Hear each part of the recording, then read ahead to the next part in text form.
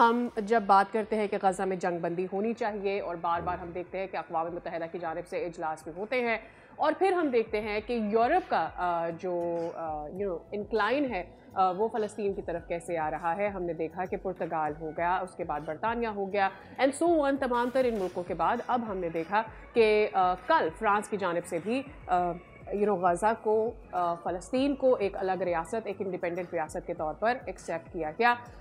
اس میں اس ڈیولپمنٹ کو کس طرح سے دیکھا جا رہا ہے, اور جو امریکہ بار بار اس کو ویٹو کر دیتا ہے اور اس دفعہ یہ اس کا کہنا ہے کہ یہ ایک علامتی بات ہے لیکن اس کی کوئی امپورٹنس نہیں ہے, امریکہ جو ہے وہ سفارتکاری پر بلیو کرتا ہے, اس ساری صورتحال پر آج بات کر لیتے ہیں. ایبسلیوٹلی. اور پاکستان کی سربراہی میں 8 اسلامی ممالک ہیں, وہ آج ملاقات کر رہے ہوں گے ڈونلڈ ٹرمپ سے, تو یہ بھی ایک بہت ہی اہم ڈیولپمنٹ ہے. آبویسلی وزیر اعظم شہباز شریف ان کے ہمراہ ہیں. ایک بڑے اعزاز کی بات ہے یہ, جو خطے میں تمام تر صورتحال ہوئی آفٹر دا پاک سعودی پیکٹ, اس کے بعد ہم یہ دیکھ رہے ہیں کہ اب ایک اور یہ نئی ڈیولپمنٹ ہے.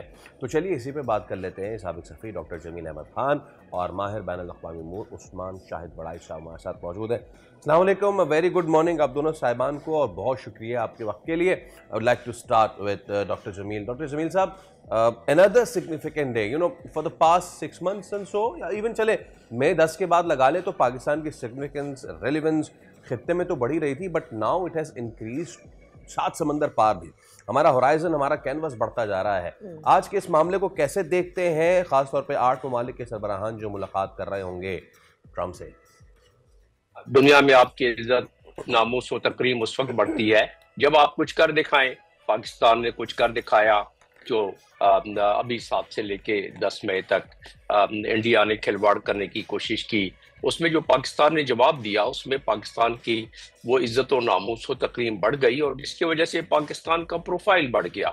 جب کسی ملک کا پروفائل بڑھتا ہے تو اس کے پاسپورٹ کی ویلیو بڑھتی ہے, ان کے لوگوں کی عزت احترام بڑھتا ہے, ان کے سربراہان کو زیادہ پذیرائی ملتی ہے, اور اسی وجہ سے پاکستان کو آپ دیکھ رہے ہیں کہ نمایاں طور پر ہر جگہ اس کی آواز آ بھی رہی ہے, سنی بھی جا رہی ہے, اور اسے انویٹیشن بھی آ رہا ہے. اور اسی لحاظ سے کیونکہ یہ ایک امپورٹنس بڑی ہے, جس کی وجہ سے پاکستان آپ کو ہر جگہ نمایاں نظر آ رہا ہے.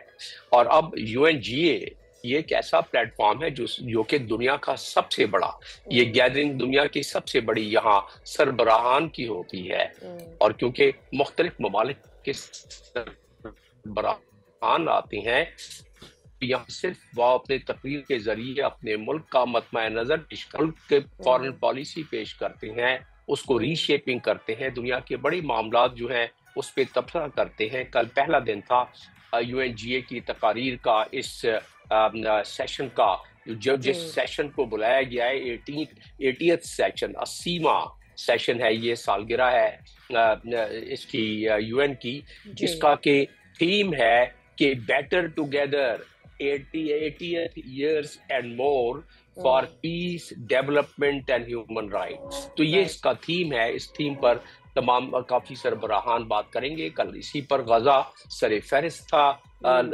تقریباً تمام سربراہان کی تقاریر میں, اور وہ آپ نے دیکھ لیا کہ جس طریقے سے آپ نے اپنے بیانیے میں انٹروڈکشن میں آپ نے بتایا.